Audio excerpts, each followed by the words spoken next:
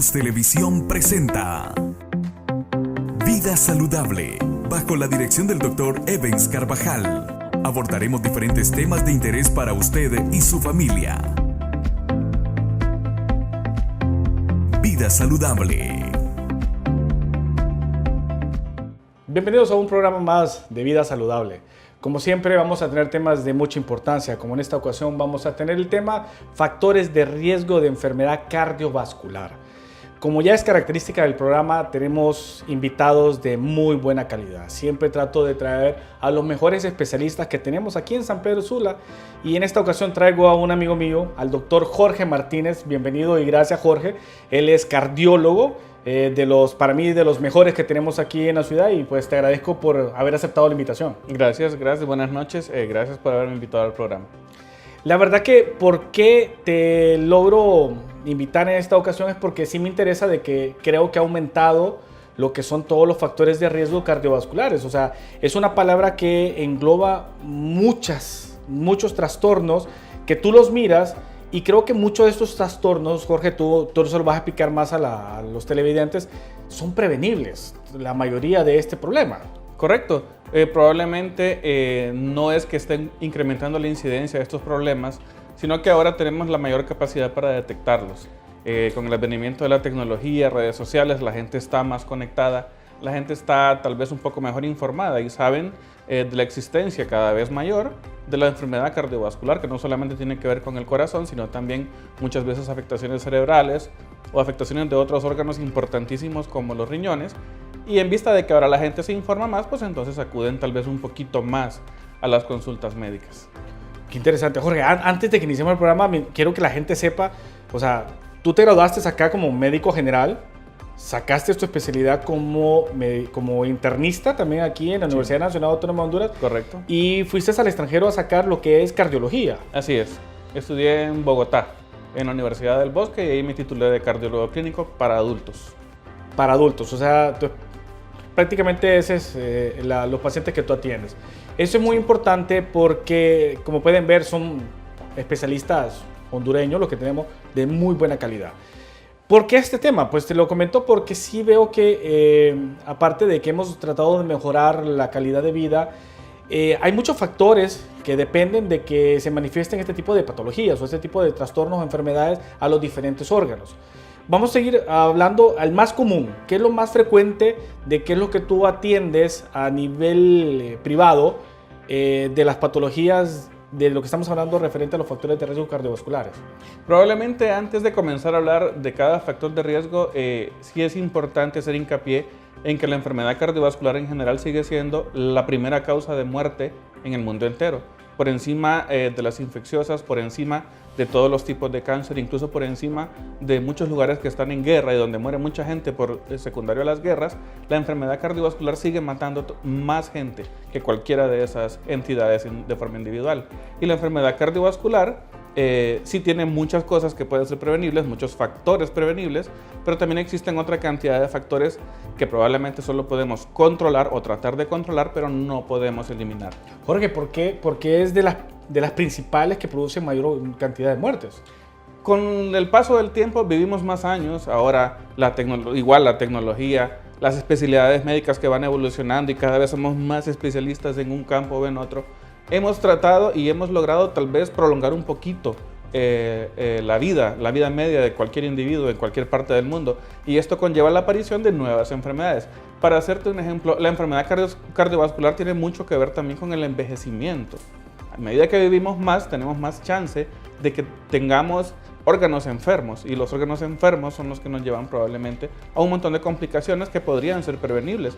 Lamentablemente, muchas de estas cosas debimos prevenir cuando éramos niños, pero por lo menos el ejemplo latinoamericano, nuestra cultura hondureña no es diferente.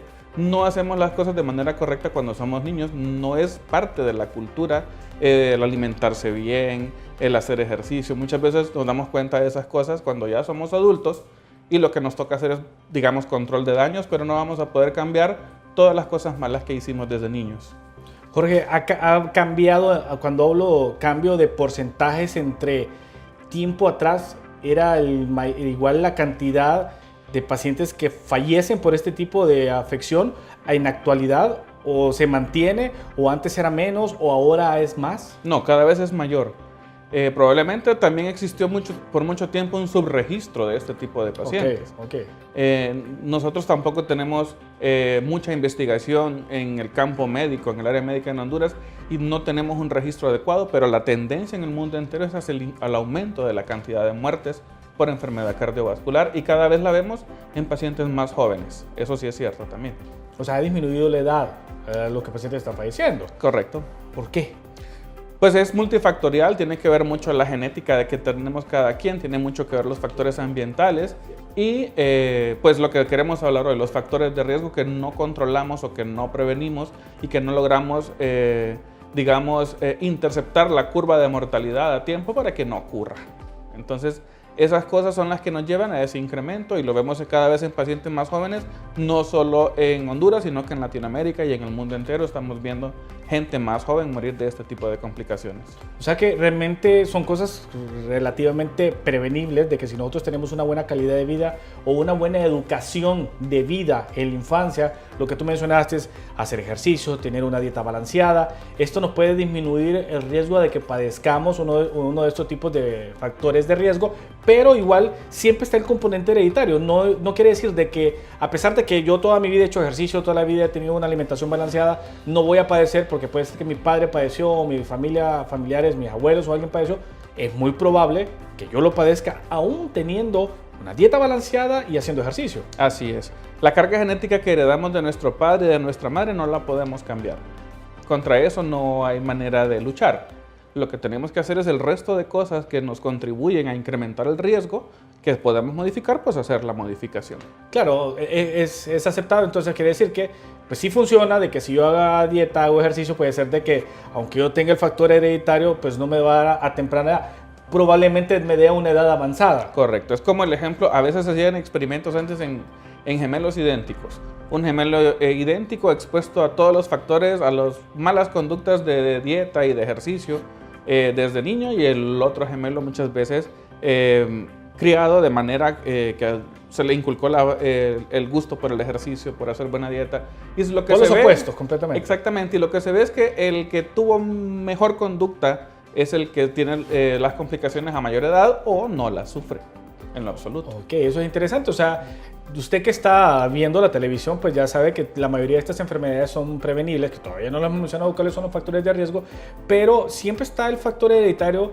No quiere decir que lo vamos a evitar y que no nos va a dar, pero sí podemos lograr que tengamos una mejor calidad de vida. Eso es una palabra que siempre en el programa la andamos buscando, es calidad de vida. El objetivo de este programa es educarlo e informarle para que usted mejore. Si tiene alguna enfermedad crónico-degenerativa, pues busque la asistencia de los especialistas que nosotros traemos, que se informe, y esto le va a mejorar su calidad de vida. ¿Qué hablamos? ¿Qué podemos decir sobre los factores de riesgo? Exactamente, cuando ya tocamos el tema, ¿a qué nos estamos refiriendo? Desde hace mucho tiempo, hace más o menos 50, 60 años, Evans, en una población en particular se comenzó a notar una población de una ciudad que se llama Framingham. La gente del estudio Framingham es la gente que nos enseñó a nosotros la existencia de los factores de riesgo. ¿Por qué?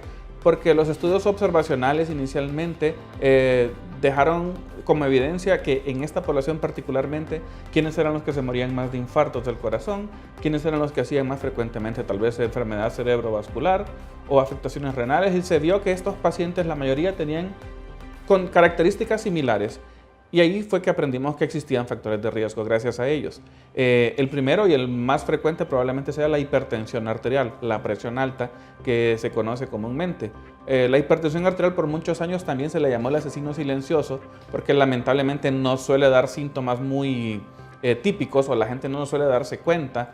Los síntomas, cuando ocurren, generalmente son cuestiones bien inespecíficas, como el dolor de cabeza, que nos puede doler la cabeza por cualquier causa, y la gente no lo asocia a la presión elevada, a la hipertensión arterial. Es cuando ellos dicen, no, yo padezco de dolor de cabeza. Más no saben que realmente han padecido de hipertensión todo ese tiempo, y ellos, como no llegaron a buscar, por lo menos a tomar, o alguien le dijo, ¿sabes qué? Le duele la cabeza, tómese la presión, puede ser la presión. Todo su tiempo han estado con dolor de cabeza, tomaban una pastillita que no era que le bajaba la presión, simplemente la presión bajaba por sí solo, o un analgésico, y realmente este paciente ha sido hipertenso por mucho tiempo sin darse cuenta. El asesino silencioso se le llamaba también porque se suponía, habían estadísticas tal vez no muy buenas como las que tenemos ahora, pero se decía que el 50% de la gente hipertensa no lo sabía. Entonces la mitad de la gente andaba hipertensa por la calle sin saberlo. Y del 50% que lo sabía, el 50% no estaba adecuadamente controlado. Entonces era la enfermedad del 50-50-50. La mitad se morían, la mitad vivían, la mitad se infartaban, la otra mitad no.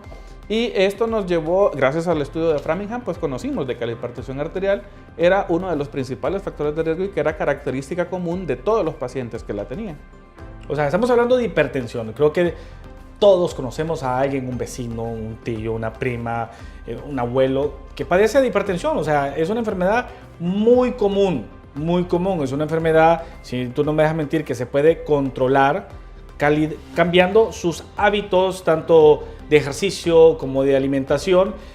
Probablemente algún paciente puede llegar hasta dejar de tomar la medicina si llega a mejorar su calidad de vida y mejorando sus niveles de presión. Podría llegar a no tomar ya medicamentos para la presión.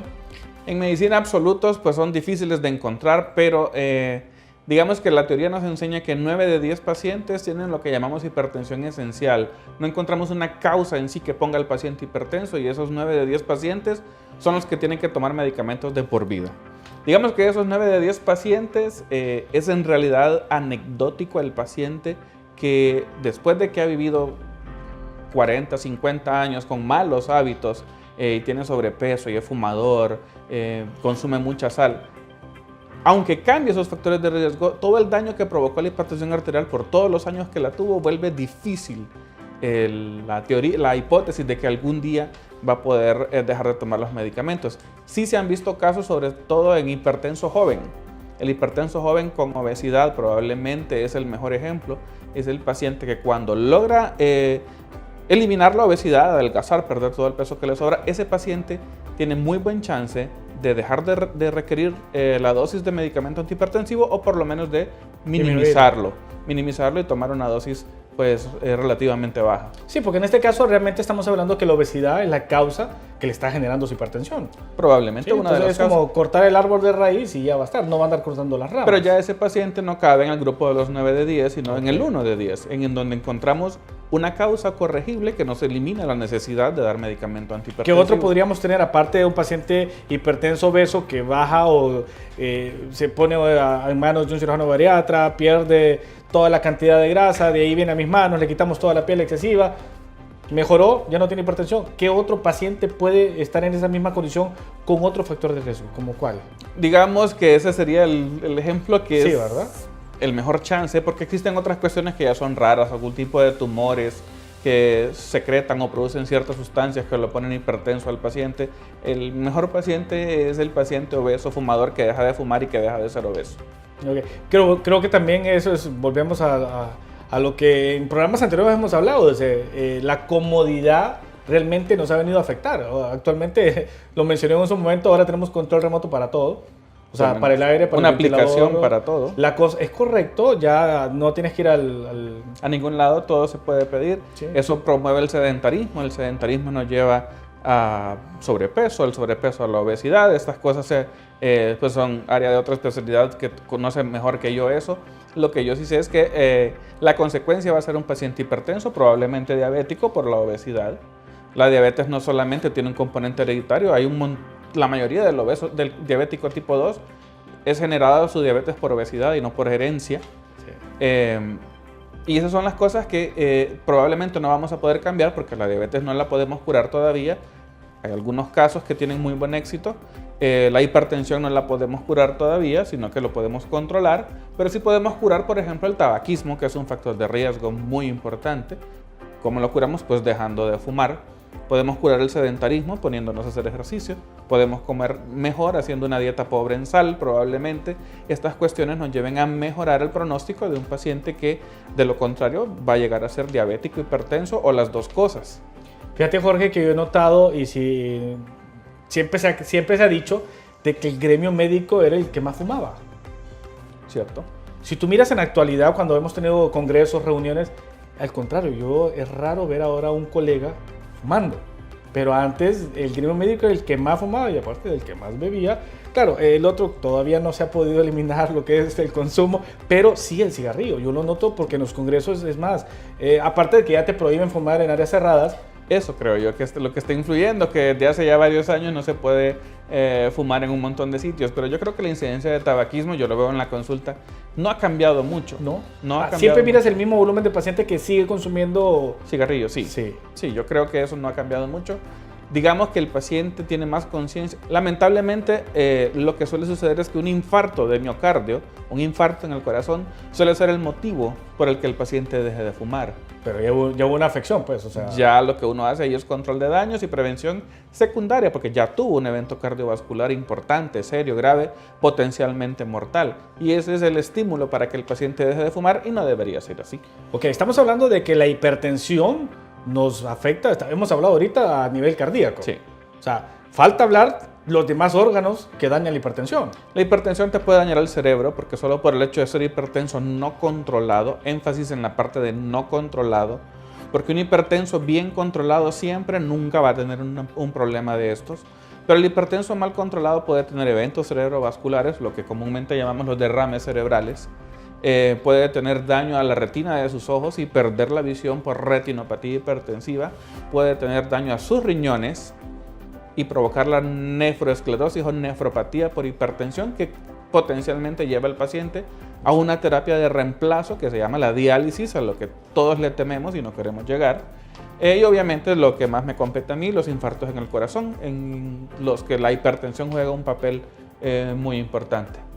Y la hipertensión es uno de los factores que mejor se puede controlar, porque tenemos un número, tenemos una cifra en un monitor, en una pantalla que nos dice cuánto tiene de presión el paciente y podemos establecer una meta, podemos establecer un gol a donde tenemos que llegar. Y eso es lo que uno trata de hacer con el paciente y trata de luchar con la salvedad de que el paciente debe entender de que el medicamento es un ayudante, el tratamiento de todas estas cosas comienza por el propio paciente. Cambiando los malos hábitos, haciendo dieta, haciendo ejercicio, dejando de fumar. Con solo estas cosas ya puede bajar un poco su presión y los medicamentos son el ayudante del paciente. Qué interesante. Si ven todo, ya ven por qué invitamos al doctor Jorge Martínez para que hablar. O sea, lo explica de una forma que usted lo comprenda. Vamos a seguir hablando de los factores de riesgo cardiovasculares en su programa, que lo vamos a ver muy frecuente. Vamos a ver todos estos trastornos. Así que vamos a hacer un corte. Vamos a volver al regreso de la pausa con más información sobre los trastornos cardiovasculares. Ya regresamos con Vida Saludable.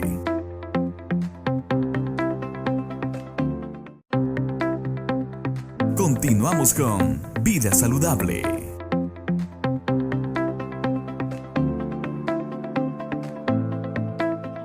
Continuamos aquí en su programa Vida Saludable con un tema muy importante, factores de riesgo cardiovasculares. Como invitado tenemos al doctor Jorge Martínez, un cardiólogo clínico de mucha categoría y de mucho conocimiento aquí en la ciudad de San Pedro Sula. Ya hablamos primero de lo que era la hipertensión y hablamos de los órganos que son afectados por el trastorno hipertensivo. ¿Qué otro factor de riesgo cardiovascular es el que está muy frecuente en tu consulta? Uno no menos importante que la hipertensión es la diabetes. La diabetes del tipo 2 que desarrollamos usualmente los adultos asociada a obesidad. La diabetes tipo 2 es una de las enfermedades que también probablemente no sea tan fácil de controlar como la hipertensión arterial, pero se puede lograr un control adecuado y lo mismo el énfasis está en que un paciente diabético bien controlado no debería sufrir ninguna complicación cardiovascular. Lamentablemente la diabetes casi siempre viene de la mano con la hipertensión y ahora es cada vez más raro encontrar un paciente que solo tenga diabetes sin hipertensión o solo tenga hipertensión sin diabetes. Usualmente vienen juntas en el mismo paciente y son los pacientes que más se complican. La suma de los factores de riesgo es la que provoca el problema cardiovascular en cualquier órgano de los afectados que ya mencionamos en el bloque anterior. La diabetes es una de las enfermedades más predominantes actualmente. Y definitivamente está asociada principalmente a la obesidad. El paciente obeso tiene más chance de hacerse diabético que el paciente que no tiene obesidad.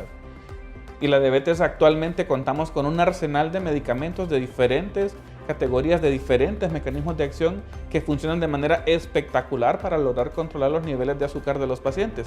Sin embargo, igual que con la hipertensión, es muy importante que el paciente entienda que el primer tratamiento para la diabetes consiste en la dieta. El paciente muchas veces tiene la idea errónea de que porque le dan este medicamento o estos medicamentos para controlar su diabetes puede comer de manera indiscriminada lo que quiera, en cantidades que quiera y a la hora que quiera, y eso no es así. Nuevamente, como lo dijimos con hipertensión, los medicamentos son el ayudante del paciente, pero quien debe iniciar el tratamiento para la diabetes es el mismo paciente. El paciente debe controlar su dieta, debe aprender a comer. Vivimos en una cultura donde no nos enseñaron a comer, donde combinamos una cantidad de carbohidratos en un solo plato de comida que nos lleva a obesidad, que nos lleva a acúmulo de grasa, a la grasa que rodea los órganos, probablemente no la grasa que se ve mal estéticamente, es peor la grasa que no vemos, que es la que está rodeando los órganos internos. Y lo mismo el diabético debe ser bien controlado para no sufrir complicaciones cardiovasculares. Y ya esto complica un poco el asunto porque ya tenemos el paciente con 2 factores de riesgo. El hipertenso diabético es un poquito más difícil, un poquito más complicado, y las cosas no deberían llegar a complicarse si el paciente entiende desde el principio que él es el principal actor del tratamiento. El paciente es el que debe tomar las medidas iniciales. Jorge, una pregunta. Yo recuerdo, pues desde toda mi infancia en mi casa, a la hora de que yo comía mi cereal por las mañanas, característico de echarle unas 5 cucharadas de azúcar. Y mi madre siempre me decía, te vas a hacer diabético, deja de comer tanta azúcar. ¿Eso es cierto? Probablemente no. Lo que pasa es que los carbohidratos son lo principal, llevan la carga glicémica más grande y son malos carbohidratos los que aprendemos a consumir desde niños. Tal vez si tuviéramos carbohidratos más saludables no habría tanta diabetes, sin embargo eso es especular. Pero lo que sí sabemos es que el carbohidrato en general es el que lleva la mayor carga. Pues claro, es la principal fuente de energía también. Okay. Jorge, algo bien importante que quiero que recalques a los televidentes es, cuando un paciente ya fue, ¿cómo podemos saber que un paciente es diabético? O sea, él está en su casa, él no sabe qué va a manifestar, cuáles son los signos o síntomas que él va a tener para ya comenzar a sospechar. Aparte, si es gordito, yo no sé, cuídate del azúcar. Precisamente, ya sabemos eso. Precisamente, lo del peso debe ser la primera pista. Todos la mayoría de nosotros anda cargando algo de sobrepeso. Todos debemos tener una alarma encendida ahí en el fondo de la cabeza pensando, tengo sobrepeso, ¿será que voy a ser yo el que se va a volver diabético o no? Y estar pendiente. La incidencia de estas cuestiones aparece principalmente, ser hombre es un factor de riesgo, y nosotros los hombres después de los 40 años es bien importante estar pendiente de la aparición o existencia de estas cosas y estar pendiente de chequearse para descubrirla a tiempo y tratarla a tiempo. Las mujeres están más protegidas por sus hormonas femeninas, entonces teóricamente el riesgo de enfermedad cardiovascular de la mujer, para poderse equiparar con el riesgo del hombre, tiene que pasar de la menopausia. Me explico, un hombre de 40 años tiene un riesgo X, el de la mujer es más bajo, pero cuando ella llega a la menopausia se vuelve igual. Entonces digamos que en promedio la mujer tiene una protección de unos 10 años más de tranquilidad, porque hasta que alcanza la menopausia, que se acaban sus hormonas femeninas, comienzan a tener riesgo elevado de enfermedad cardiovascular. O sea que las hormonas aquí es positivo en la mujer. Correcto. Es positivo cuando decimos son hormonales, lo son, pero ya ven, les ayuda para que vayan a tener menos riesgo de padecer problemas tanto hipertensivos o... Hay una excepción, si es diabética desde la juventud, ahí sí no hay hormona que valga. Ok, o sea está bien interesante. Aparte, como decíamos, entonces ya hablaste de la obesidad. Este paciente está gordito, ya vamos a sospechar en diabetes. ¿Qué otro signo o síntoma puede manifestar que tú dices, el paciente que pasa haciendo esto, o tiene este trastorno, o aquí, que sospecha que es diabetes? Usualmente lo que les llama más la atención a los pacientes es que se levantan muchas veces en la noche al baño a orinar. Entonces el aumento de la frecuencia de la necesidad de orinar debería también despertar una sospecha.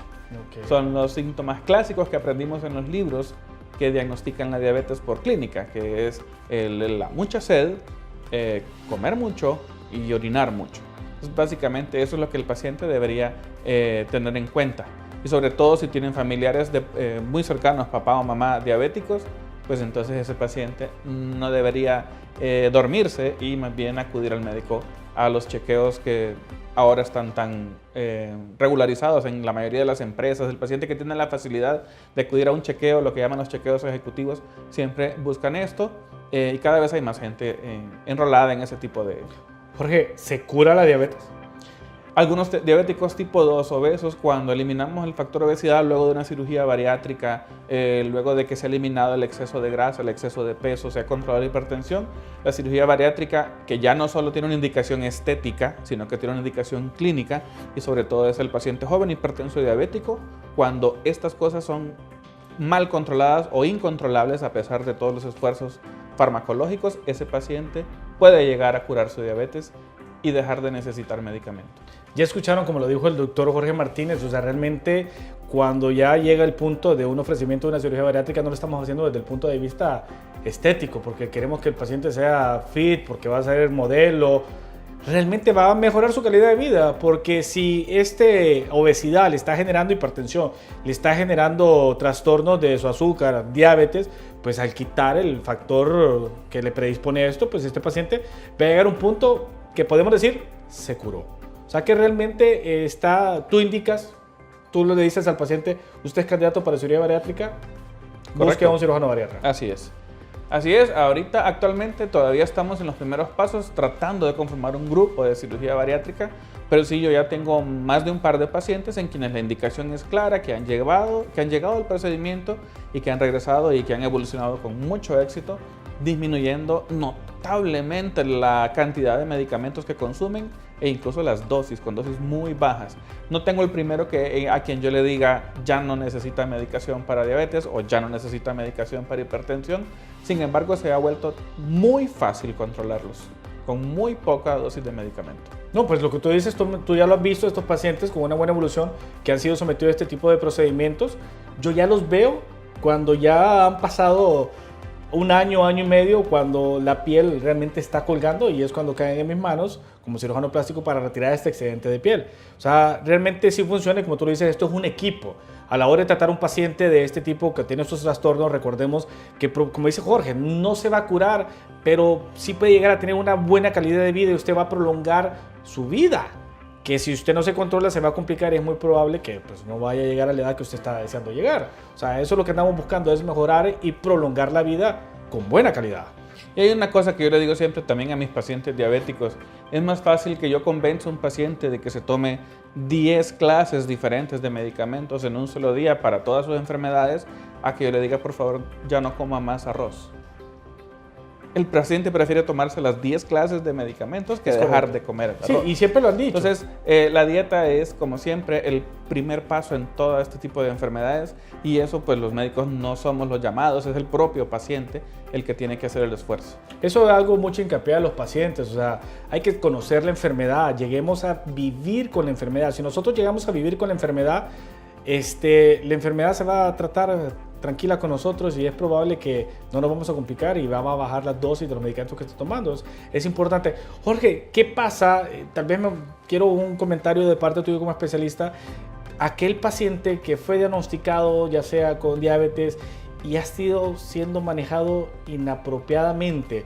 Te lo digo porque vi un par de pacientes cuando era médico general en algunas consultas que pues algunos colegas lo trataban y les daban glibenclamida, no mejoraba, tómesela cada 12 horas, no mejoraba cada 8 horas, y yo vi una vez un paciente tomar glibenclamida cada 6 horas.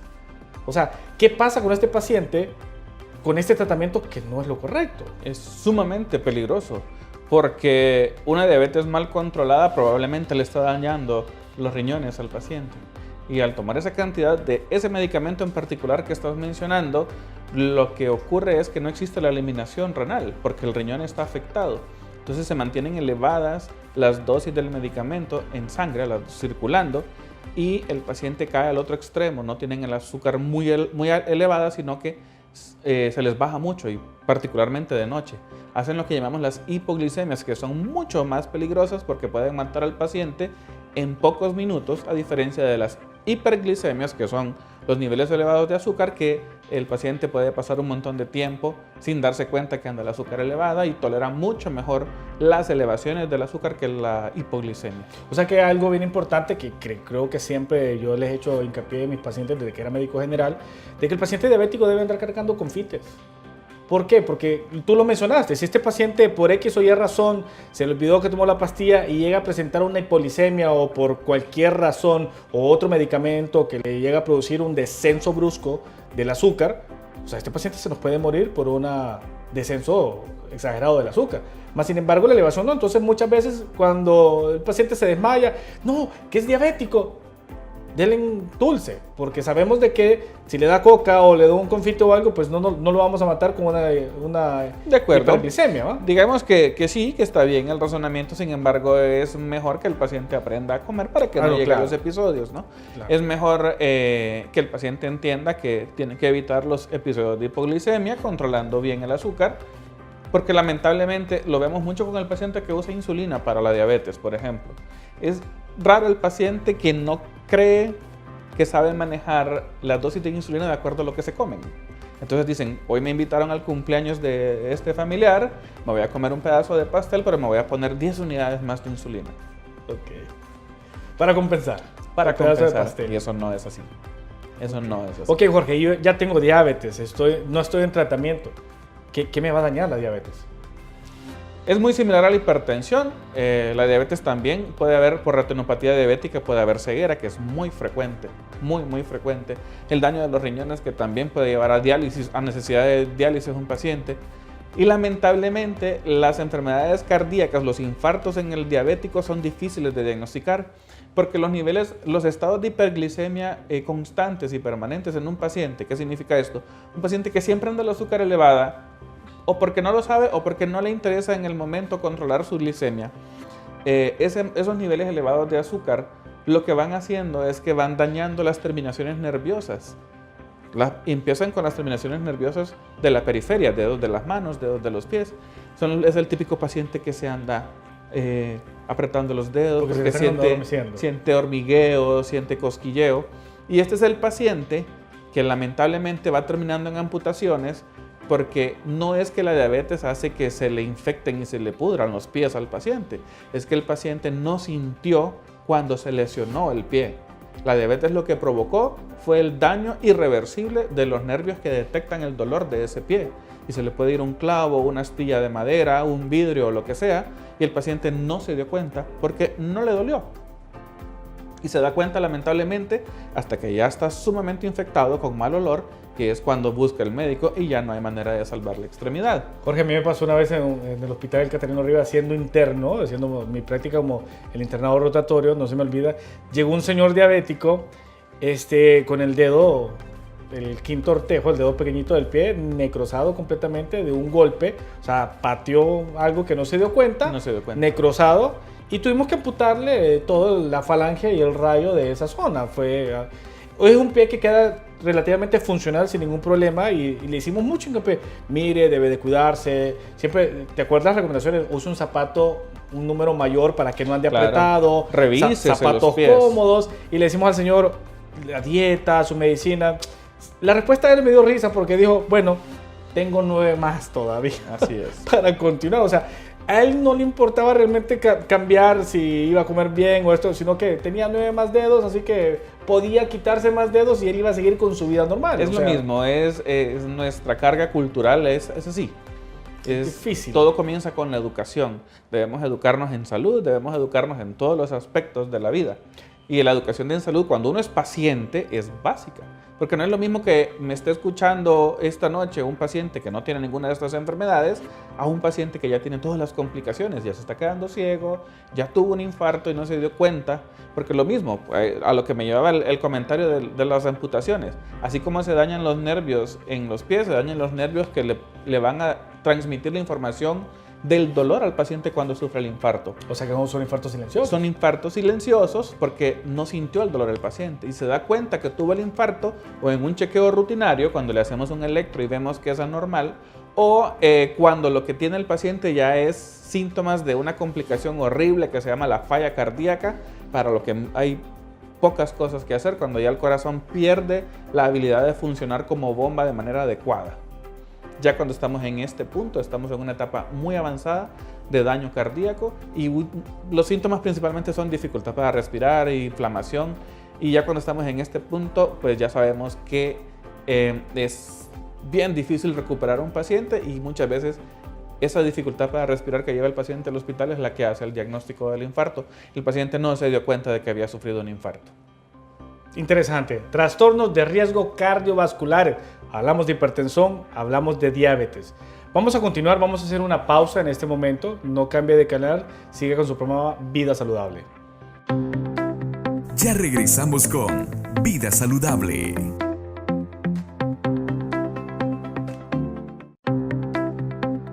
Continuamos con Vida Saludable.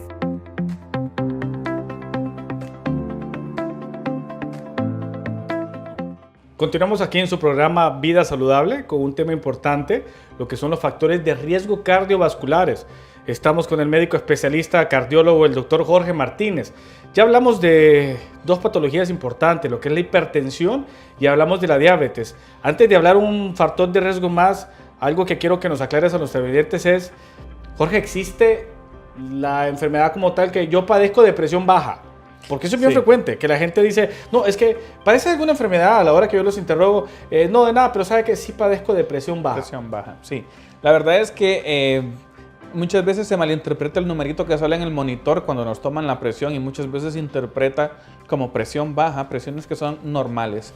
La presión baja como tal suele ser la manifestación de una enfermedad sistémica. No es una enfermedad en sí, es un signo de otra cosa que está pasando en el organismo. A diferencia de la hipertensión, que es la presión alta, que sí es una enfermedad. Entonces, son pocos los estados de presión baja o de hipotensión que de verdad requieran un manejo como una enfermedad, porque eso no es una enfermedad, sino una manifestación de algo sistémico, algo extra que está pasando. Como tal, los pacientes, uno les pregunta, ¿y qué toma para la presión baja? Y no toman nada. Dicen que toman un poquito de café, se toman no sé qué cosa. Eso implica de que eso no, en realidad no existe como tal, como enfermedad. Si a uno se le baja la presión es porque algo más está pasando. Tenemos una infección diseminada, tenemos una pérdida aguda de sangre o cualquier otra cosa que como síntoma nos dé hipotensión o presión baja. Y es bien frecuente, que los pacientes digan que padecen, pero no existe la presión baja, ¿ok? Ya estamos claros, no existe como tal enfermedad. Es un signo, como dice el doctor Jorge, que se manifiesta por otro trastorno o por otra patología que tenemos. Ok, ya hablamos de hipertensión, hablamos de diabetes. Vamos a hablar de colesterol. Creo que es uno de los factores de riesgo, el colesterol que disfrutamos al aumentarlo. O sea, disfrutamos el hecho de que, no disfrutamos de que aumente, pero la causa que aumentó fue algo que disfrutamos. Sí, la dieta tiene mucho que ver definitivamente con el colesterol. Recordemos que medimos en el laboratorio 3 tipos de colesterol, ¿no? Medimos el LDL, que es el colesterol malo, que es del que principalmente vamos a hablar, el HDL, que es el colesterol bueno, al que no le paramos muchas bolas, como dicen, pero tenemos también el VLDL, que tiene otras funciones que ya voy a explicar. Básicamente lo que nosotros podemos medir en sangre es los niveles de colesterol malo, colesterol bueno, colesterol total. El colesterol malo se llama colesterol malo porque es el que se deposita en las arterias.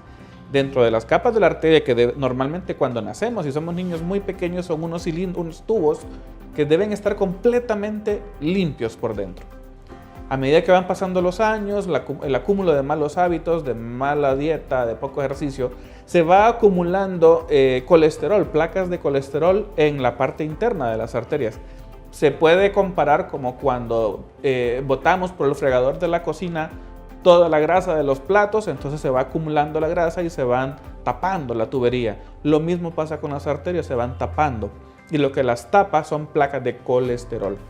El colesterol que medimos en la sangre en cualquier laboratorio es el colesterol que anda circulando.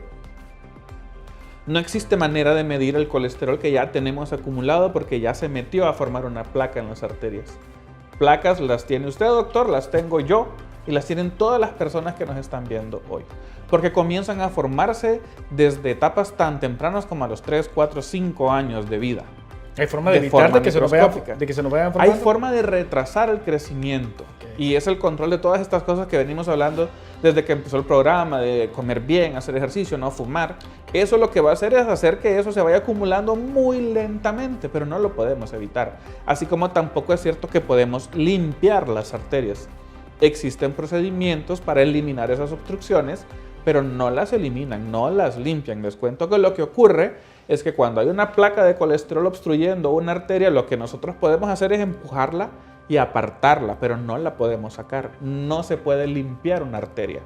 Lo que podemos es abrir camino para que la sangre circule. Y ese colesterol que va formando todas esas placas dentro de las arterias es el colesterol malo. Pero repito, el que medimos en sangre es el que anda circulando, no el que ya está acumulado ahí, porque no se puede medir. ¿Qué significa esto? Que podemos tener placas muy grandes con colesterol en sangre normal, porque lo que medimos es lo que anda circulando. Es por eso que, por ejemplo, en el paciente que ya sufre un infarto, uno debe ser muy estricto con el nivel de colesterol malo con el que vamos a controlar este paciente posterior al evento cardiovascular.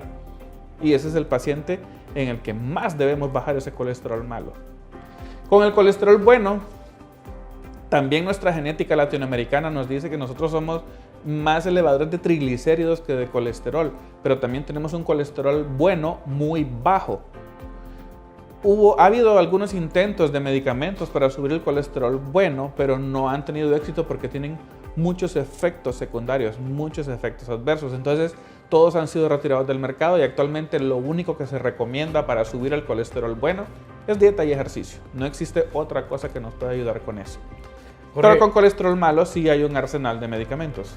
Estás hablando de medicamentos como para bajar el colesterol ahora, pero me gustaría que tal vez les puedes decir a nuestros televidentes qué es lo que nos hace que aumente el colesterol malo y qué es lo que nos hace que aumente el colesterol bueno. O sea, qué tipo de alimentos son los que nos van a venir a aumentar. O sea, aparte de... Es diferente para cada quien, definitivamente, ¿no? Porque todos tenemos una carga genética diferente, pero obviamente la dieta, por ejemplo, se ha satanizado mucho la ingesta de huevo, por ejemplo. Que la yema, que solo la clara, que no sé qué. Y ya hay estudios que demuestran que no importa si te comes 2 huevos diarios, no se te va a subir el colesterol por eso. Se te va a subir porque genéticamente tu organismo lo hace que se acumule. Obviamente, si comemos una dieta rica en grasa y rica en colesterol, pues le estamos dando más facilidades al colesterol para que se nos acumule. Y muchas veces, así solo comamos vegetales y agua, hay gente que siempre tiene el colesterol elevado. ¿Cómo se llama esta patología de estas personas que no son obesas y que siempre andan en el colesterol elevado? Hay diferentes tipos, pero usualmente de la que hablamos aquí en nuestro ambiente es la hipercolesterolemia familiar, que es cuando se ve que hay un fuerte componente genético y todos o muchos miembros de una misma familia tienen esa característica de que hacen colesteroles sumamente elevados o triglicéridos sumamente elevados, y entonces nos referiríamos a la hipertrigliceridemia familiar. O sea, recuerden que no son pacientes obesos.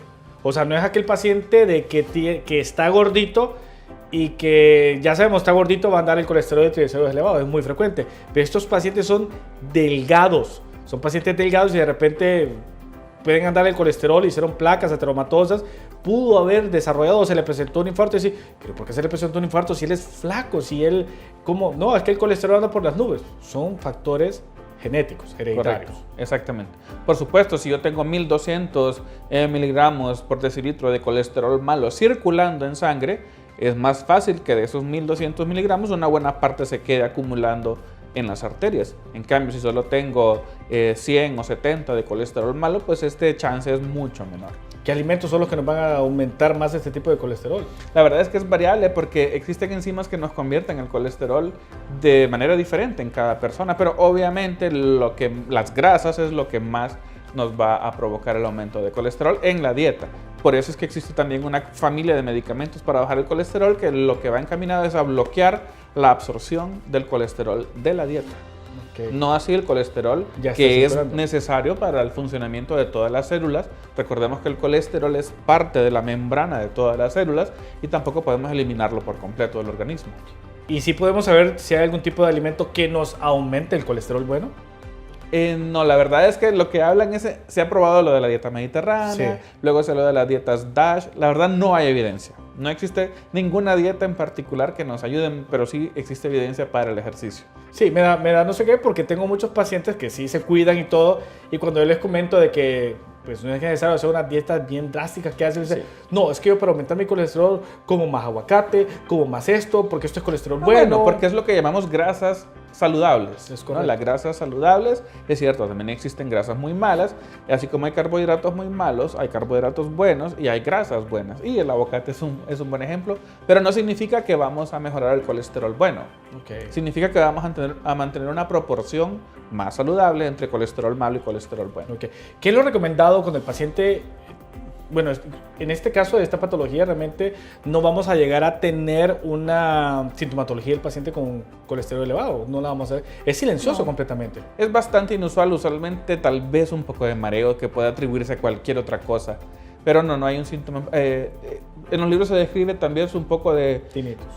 Tinnitus es el nombre, es como zumbido de oídos, pero la verdad es que es raro que un paciente venga y le diga, no, oiga doctor, me zumban los oídos, yo creo que tengo el colesterol elevado. No, es más que todo un hallazgo rutinario, y obviamente si frente a uno está un paciente que va acumulando factores de riesgo, porque ya vimos que está obeso, ya vimos que está hipertenso, está diabético o por lo menos prediabético, vamos a buscarle colesterol también y seguramente lo vamos a encontrar elevado. Ok, eso es importante. O sea, ya por X o Y razón este paciente se hizo unos exámenes para un examen que iba a buscar un nuevo trabajo, un seguro. Se dio cuenta que estaba elevado, llegó a tu consulta, fíjate que tengo este colesterol, tú le empiezas a dar tratamiento, aparte que yo sé que le vas a dar una cátedra referente a su calidad de vida, a su nutrición, a hacer ejercicio. ¿Cuánto es el tiempo recomendado de que este paciente, porque muchas veces el paciente dice, no, yo en 15 días lo voy a bajar, en 15 días yo ya lo tengo abajo y ya voy a estar bien? ¿Cuánto es el tiempo recomendado? Porque me he dado cuenta que, o sea, empiezan tu tratamiento y aparte empiezan a tomar pastillas para adelgazar, porque creen de que con esto les va a ayudar a eliminar, o hay unos medicamentos que venden de tipo natural para eliminar las grasas a través de la orina. Entonces, no sé, tú explícame. Hay una conexión que no conocemos. Sí. El problema está en que el paciente que ya eleva su colesterol, que ya se le comienza a subir el colesterol malo, probablemente que sea algo incidental, que sea algo transitorio, es difícil. A menos que sea un paciente que vaya a cambiar sus hábitos, ¿no? Pero eso no ocurre en nuestra población. El paciente que sufre de colesterol elevado, hay que ver si es un paciente que nunca ha sufrido ningún evento cardiovascular mayor o si ha sufrido alguno. Okay. Si el paciente ha sufrido ya algún evento, o sea, ya tuvo un infarto o un evento cerebrovascular, lo que debemos hacer es prevención secundaria, o sea, prevenir que vuelva a aparecer un evento mayor. Para este paciente, el medicamento es para toda la vida, por el resto de sus días, ¿ok? Pero en prevención primaria, es como que nos pongamos a hablar de la aspirina. ¿Okay? Crecimos probablemente escuchando que una aspirina todos los días era bueno para todo el mundo, y no es cierto. Ya se demostró también que en prevención primaria no nos da ningún beneficio, o sea, un paciente que nunca ha tenido ningún evento cardiovascular, pero en prevención secundaria sí es para toda la vida la aspirina. Lo mismo ocurre con estos medicamentos. Tal vez el colesterol depende más que todo si el paciente tiene uno de estos síndromes genéticos, ¿okay? que le significan a él elevaciones constantes y persistentes de colesterol. Yo no le puedo cambiar la carga genética a nadie y el tratamiento es para toda la vida también, aunque no haya sufrido nunca ningún evento cardiovascular mayor.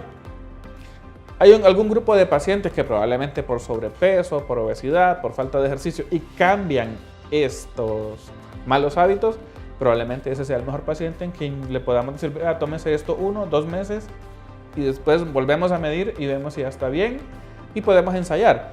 Algunos pacientes leen mucho y se ha satanizado mucho a los medicamentos que bajan el colesterol, que pertenecen a una familia que se llaman estatinas. Entonces, que las estatinas provocan algunos tipos de cáncer, que las estatinas provocan algún deterioro cognitivo, que las estatinas provocan daño renal por una cosa que se llama rhabdomiolisis, que es un efecto secundario. Es cierto, algunas cosas son ciertas, algunas cosas no lo son tanto. Sin embargo, el paciente, como ahora lee más, viene y le dice, no doctor, yo no me voy a tomar más eso porque yo leí o yo vi un anuncio en la televisión del cable y vi que están mandando a demandar a los médicos que prescriben X medicamento para el colesterol. Ojo con eso que ven, ¿no? Mucho cuidado con eso, porque es como poner en una balanza las cosas a favor y las cosas en contra de estos medicamentos.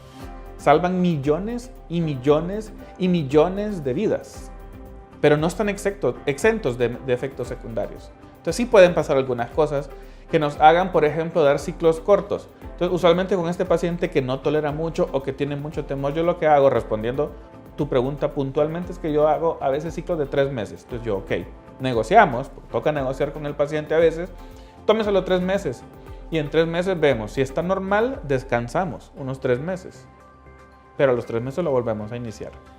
Jorge, tú ya haces el diagnóstico, das el tratamiento. Cuéntame, qué problemática o qué complicaciones se te ha presentado en estos pacientes cuando ya le haces la receta firmada y sellada a tu nombre y viene el paciente, va a la farmacia, necesito estos medicamentos y lamentablemente en la farmacia lo primero que le dicen, mire, fíjese que ese lo tenemos. Ese es bien caro, tengo este otro que es lo mismo, y es más barato. ¿Te pasa frecuente? Pasa todos los días, con casi todos los pacientes. Hay pacientes que sí son muy disciplinados y no permiten que en la farmacia les cambien la receta, pero el cambio de medicamento en farmacia es un problema grave, grande y es de todos los días. Cuando una molécula es descubierta, es sintetizada por primera vez por un laboratorio y sale al mercado, usualmente la patente les dura, ¿qué? 10 años. 10 años. A los 10 años se puede vender la fórmula para que otros laboratorios fabriquen copias, pero no dejan de ser copias. Y entonces mi copia, como yo tengo un laboratorio y quiero que mis costos sean bajos, voy a comprar la fórmula, pero le voy a cambiar esto o le voy a poner esta otra cosa para abaratar mis costos de producción y la saco al mercado. Ojo, no siempre a menor precio. Hay muchas copias que tienen un precio muy similar al medicamento, a la molécula original. Hay que saber muy bien qué copia recetar. En todos los lugares, en todos los países del primer mundo, como deberíamos tener nosotros acá, existe un ente regulador de medicamentos. Y este ente regulador de medicamentos debería exigirle a cada copia de cualquier medicamento que presente un estudio de bioequivalencia. Lo que pasa es que son estudios sumamente caros que no se hacen en todos lados. En todo el continente americano, aparte de Estados Unidos, solo lo harán en 2 o 3 países más. El estudio de bioequivalencia me da la certeza de que la molécula es equivalente al original. Pero aquí en Honduras no se exige. No se exige y entonces andan un montón de copias sin estudio de bioequivalencia y provocando más daño. ¿Qué pasó ahorita, por ejemplo, con muchos medicamentos para la hipertensión? Ojo con los pacientes que toman medicamentos para la hipertensión o para la presión alta. Se han mandado a recoger en el mundo entero una cantidad de copias de medicamentos para la hipertensión, que usualmente son aquellos que terminan en sartán y les decimos los sartanes, como losartán, valsartán, candesartán, irbesartán, porque se han fabricado con estándares de calidad malos, digámoslo así, y han utilizado excipientes que se ha visto que provocan el aumento de ciertos tipos de cáncer en los pacientes que toman estas copias. Aquí en Honduras hay muchas copias de esas porque hay un listado de fármacos que hay que mandar a retirar del mercado o de cambiarle a nuestro paciente. Entonces ya más o menos, por ejemplo, los laboratorios responsables van y dicen mi copia está afectada, quítamela del mercado y el mismo laboratorio se encarga de hacerlo, otros no. Nos toca hacerlo nosotros. Pero si nosotros prescribimos una molécula original en un paciente con múltiples factores de riesgo, recordemos, solamente tienen que pensar que está en juego el cerebro, los ojos, los riñones, el corazón. Y esos no se pueden reemplazar en ningún supermercado, en ninguna ferretería vamos a encontrar otro par extra de ninguna de esas cosas. Y lo barato sale caro generalmente. Es su salud, es su cuerpo. Porque no se controlan bien, porque no son moléculas de buena calidad. Entonces ni controlan bien el azúcar, ni controlan bien la presión, ni controlan bien los factores de riesgo que probablemente con una molécula de buena calidad, que obviamente va a ser más cara, se hubiera logrado. Sin embargo, recordemos que comprando buenos medicamentos nos evitamos hospitalizaciones, nos evitamos complicaciones, nos evitamos cirugías muchas veces y damos calidad de vida. Y por un tiempo evitamos la muerte. Jorge, ¿Okay? Realmente lo que has dicho es de suma importancia. O sea, la conclusión es no permita que el muchacho o la muchacha que está en la farmacia le cambie lo que el doctor le prescribió. Si el doctor le indicó este medicamento es porque realmente pues el doctor está preocupado y le está dando una buena molécula o el medicamento apropiado para usted. O sea, hay cosas de que no se deben de cambiar. Recuerde su salud de su cuerpo. Jorge, es un tema tan interesante que creo que vamos a tener que continuar en otro nuevo programa para poder culminar el desarrollo de todos los trastornos que van a generar las afecciones cardiovasculares. Pero te quiero agradecer por haber participado. Tu explicación realmente son precisas y son muy entendibles para que nuestros televidentes conozcan de las enfermedades y qué es lo que deben de hacer. Así que último comentario a nuestros televidentes para ya culminar este programa. Sí, pues no, gracias por la invitación nuevamente, con mucho gusto. Cualquier día nos ponemos de acuerdo y podemos repetir el programa. con otras preguntas tal vez, con otro tema. Es importante que el paciente, como mensaje para el paciente, lo que les quiero decir es que recuerden que tanto el médico como los medicamentos somos sus ayudantes. El paciente debe comenzar a tratar su enfermedad él mismo y muchas veces necesitan venir a la consulta para entender estas cosas, pero ni los médicos vamos a curarlo, ni a salvarlo, ni los medicamentos. El paciente comienza a hacer su tratamiento y tanto nosotros los médicos como los medicamentos somos sus asistentes. La salud la debe buscar el propio paciente, cambiando las cosas que hace mal y tratando de hacer las cosas bien. Si no las conoce, para eso estamos nosotros, para orientarlo. Pero el tratamiento comienza en la casa. Gracias, Jorge, muchas gracias. La verdad que vamos a continuar en otro programa con esto. Y como saben, siempre nuestro objetivo es informarle, que usted conozca, y siempre vamos a estar a la disposición. En la televisión van a aparecer los números de teléfono del doctor Jorge Martínez, donde lo pueden localizar en su consultorio para hacer las citas. Es uno de los médicos cardiólogos de mayor reconocimiento aquí en San Pedro Sula. Muy bueno, muy buena persona. Aparte explica y le detalla lo que usted tiene y siempre le va a indicar lo que usted necesita. Esperemos que haya sido de su agrado y de mucha información en este programa. Vamos a continuar con un nuevo programa sobre el mismo tema porque todavía falta, así que espero que les haya gustado. Los espero ver en un próximo programa, su programa Vida Saludable, y que todos tengan una feliz noche.